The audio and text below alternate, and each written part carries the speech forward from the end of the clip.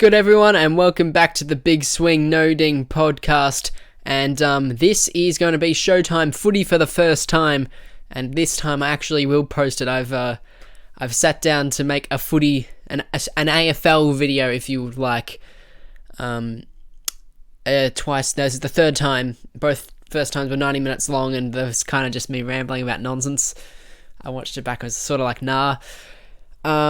So this is just going to be an immediate recap, game review, and what it sort of mean, analysis, all that crap of the second qualifying final that just wrapped up 10 minutes ago. Brisbane versus Richmond at the Gabba. If you missed it, what are you doing with your life? Just go watch it now. It was the best game all season.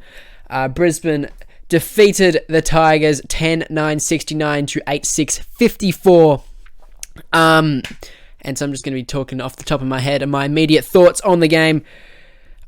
In my preview that none of you guys would have seen, I said Jared Lyons was in for a big night. I said he's going to be he would have 28 touches, to be exact. What I said, he had 24 actually. He was the leader on the night. He absolutely had a game. Hugh McCluggage was also in their best. Daniel Rich was the initiator for the Lions at the start of the game. He gave them the belief that we are here to play.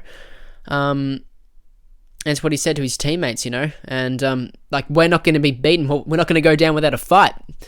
And it was really I haven't been as entertained. Whether it's just because it was the crowd as well, and it was so rigorously supporting the Lions, screaming in the umpire's ear, screaming at Dustin Martin and all of that stuff. That roar at the final siren, that's what I've been waiting for all year, man. I think that's what every footy fan's been waiting to hear all year. And footy finals, man, they have absolutely delivered. We got a cracking game last night on Thursday between Port and Geelong, where Port, they really overran the Cats in the end. They were sort of in the contest at halftime, and then after that they just completely fell away. But the Lions, they kept the pressure on the Tigers the whole way. I got to give this, Chris Fagan is the best coach in the league. I do not want to hear any other arguments. The way he structured the matchups this game was absolute perfection. Harris Andrews, I said in my non-existent preview, was going to play a big role. If he was on 50% health, then Jack Riewoldt was going to get away, and he could potentially break the game open. But if Andrews was right, and if he had made his full recovery, then he would absolutely lock down in defense, and he did exactly that. He did not give... Jack Riewoldt kicked 2 goals too, but he wasn't influential, Although Andrews actually played on Mabior Chol, but for the most part, or he was sort of more roaming in the back line to guys like Toby Nankervis as well, and Nankervis, to his credit, actually boxed out Andrews pretty well a couple of times to give Jack Riewoldt a decent mark, and he kicked that goal with 4 or 5 minutes to go and got the game back down to 9 points, or 8 points, I think it was actually. And you thought, okay, well, this is the time. Are the Lions going to crumble? They've put on so much pressure this whole match, and is it all just going to amount to nothing? But no, what I really loved about Chris Fagan's coaching this game, when Dustin Martin was tearing things apart in the first quarter, that was always the big concern with the Lions, is did they have an answer to Dustin Martin if he was going to crack down? Because Tom Lynch being out was seriously, I cannot understate how massive that was for this game, because although Darcy Gardner is a really good defender, him and Andrews be going between Lynch as well as Ryan Lester. Ryan Lester, by the way, played a really good game. Shout out to him. I wasn't expecting that sort of thing. He turned out to be their sort of, I don't want to say X Factor, because everyone had a good game for the Lions, except maybe Lincoln McCarthy, who didn't really do much until, even at the end, he put on some good tackles. Like, they all attacked it, like, absolute everything. It was a great game. Like, I can't really look at anyone and say, yeah, they were really quiet. Like, even Keaton Coleman, he put on so many pressure, so many pressure acts and stuff. Like, I don't have like a stat here, and it only says 2 tackles, which would have resulted in a stoppage. But he really laid like 7 tackles, and affected the play that way.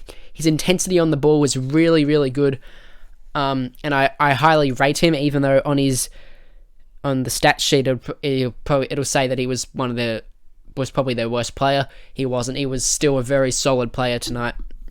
Brandon Starcevic, I want to say, he has absolutely come of age this season. He's developed the most throughout the season that I've seen in any player in the comp.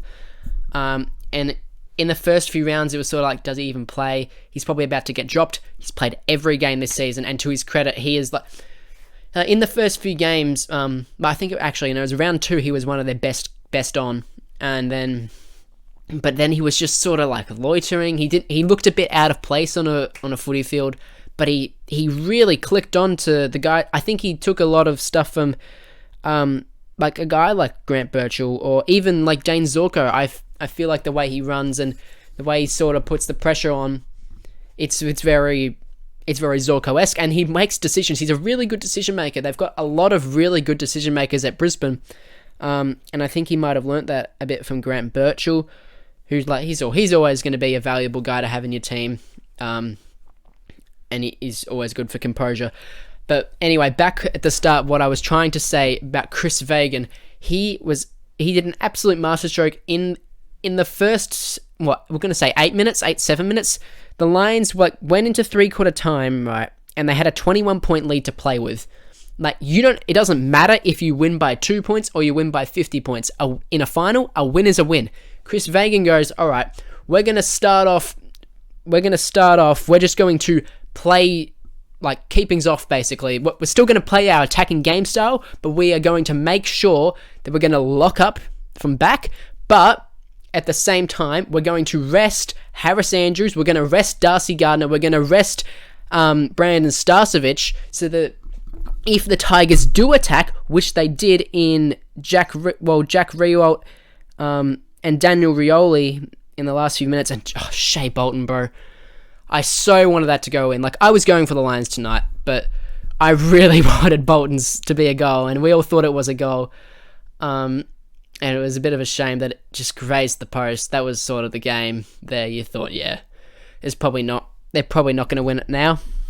But if he had have kicked that goal, and it had have gone back to, what would have been 9 points then you still had a fresh Harris Andrews, you still had a fresh Darcy Gardner to lock right back up onto those guys. I think Ryan Lester stayed on the ground, and he played the role for the forwards for the most part. He brought it to ground pretty well. I also saw Eric Hipwood was down there. You would have seen Charlie Cameron was down there, which was pretty weird, on Daniel Rioli.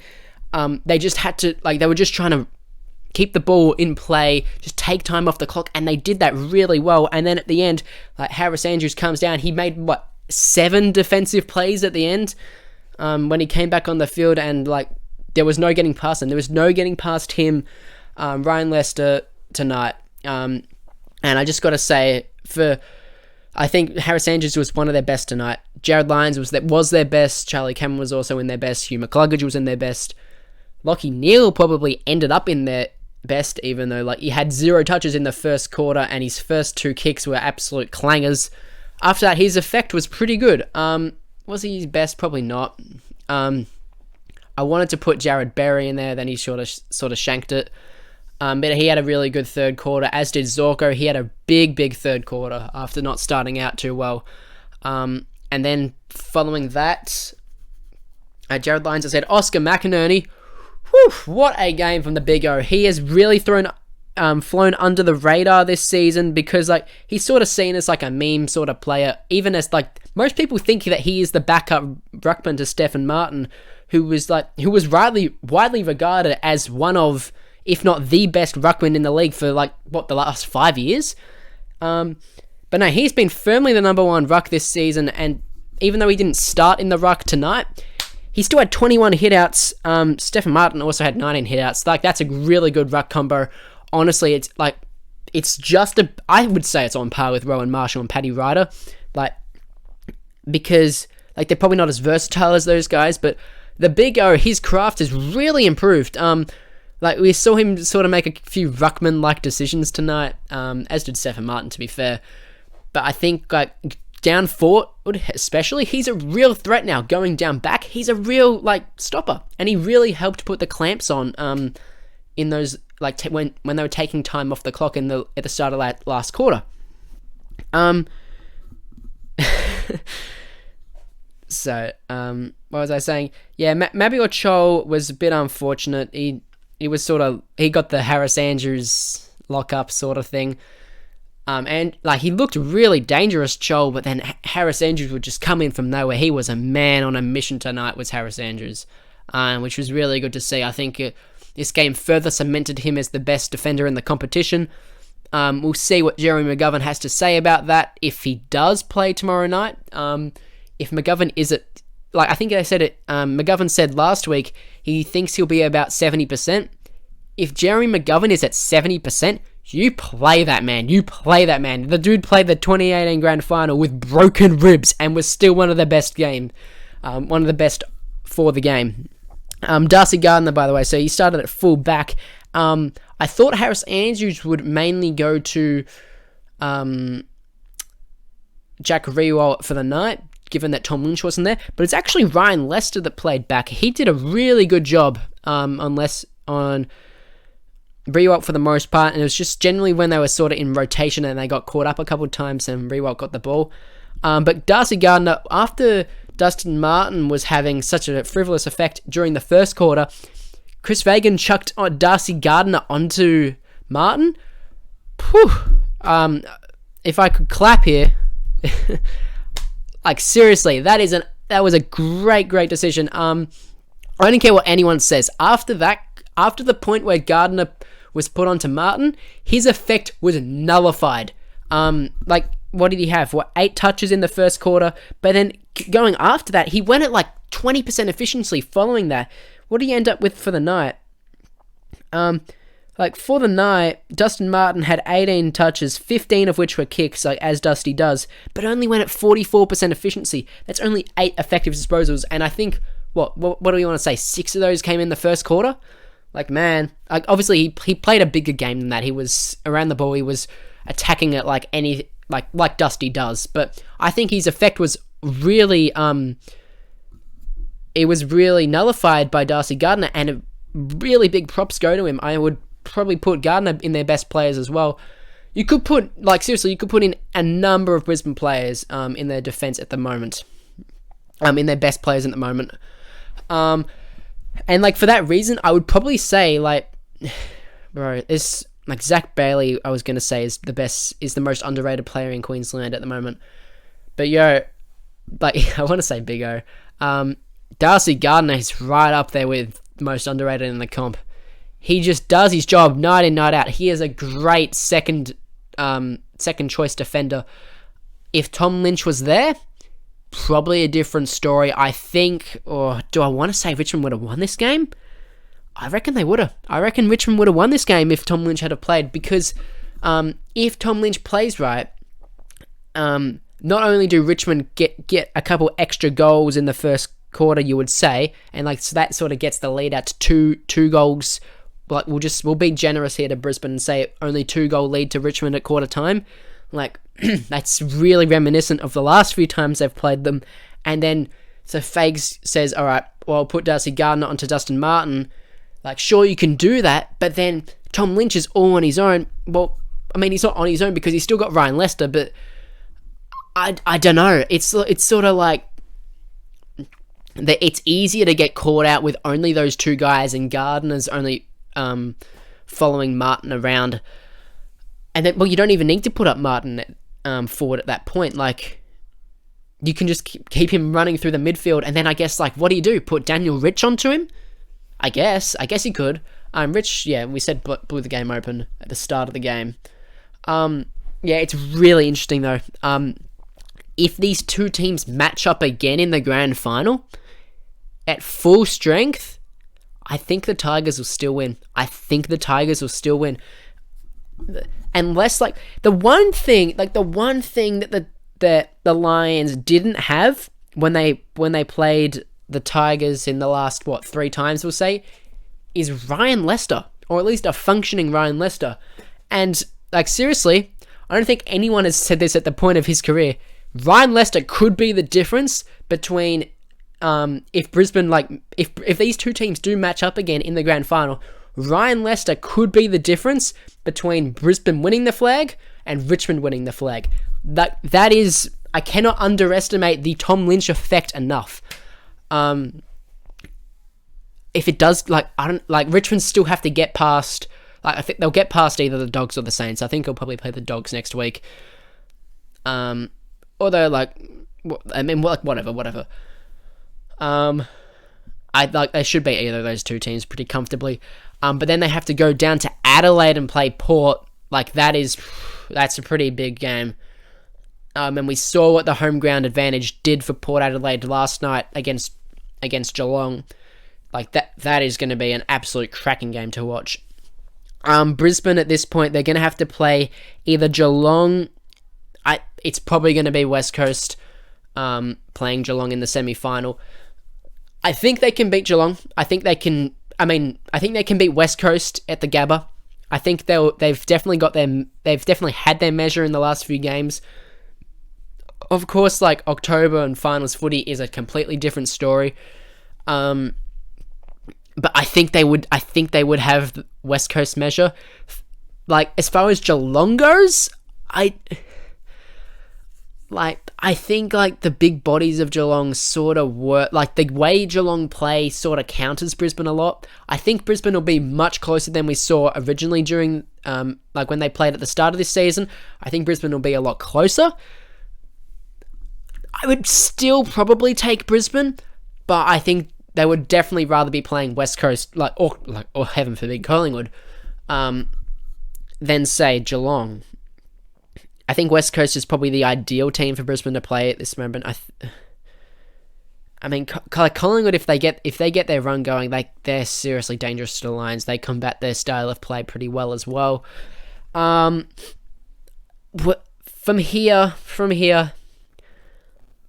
I think it'll be a Brisbane-Richmond grand final. I think it will be. As I said before, I can't pick a winner at this point. Like, I think the Lions will make the grand final. I think they will. One thing, just a quick side note, I know, it's really late in the season, and they're in the prelim final now. We've got to start respecting Port Adelaide, man. They've been top of the ladder every single round this season. They just showed the Cats what they can do on their home turf. Like, they're in the prime spot to make a grand final at the moment. And still, nobody really rates them. It's super weird. I would imagine they're probably, third favourites now, though, to be fair. But if it becomes a Port Adelaide-Richmond prelim, don't discount them, man. Don't discount Port. I'm saying that. I think Richmond will probably win. But, we'll approach that as it comes. Who knows? We saw, the power of the home grounds in these first two finals with a crowd back now. Oh, it's so good. It's so good for footy. So good for finals footy to be back.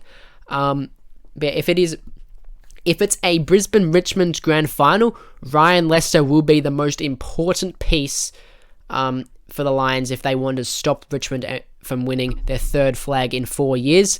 And if it's a Brisbane-Port Adelaide grand final, then it will very much come down to the midfield battle. And also for Port Adelaide speaking, it'll be whether they can combat the very dangerous Brisbane forward line when they're running on all four cylinders, matchup-wise. That'll be about it. It'll be just a shorter episode now. We'll hopefully do a wrap-up of the Dogs, Saints, and Pies Eagles match tomorrow nights. If you are new to the channel, make sure you drop a subscription. We cover cricket and footy here. We're going to probably... we'll branch out the basketball now. We'll just keep it at those two sports for now. And for our non-AFL supporters, then I thank you so much for making it this far. We'll have an IPL preview coming next week. I've got a lot of school stuff to do coming up. But yeah, not review. But what did I say? I can't remember. I tried to make an IPL video a few days ago, but it sort of didn't turn out very well. But gee, it's been a hectic week in IPL. But we'll cover that in the next week or two. Well, thank you very, very much for listening or watching wherever you are. And remember to play it through.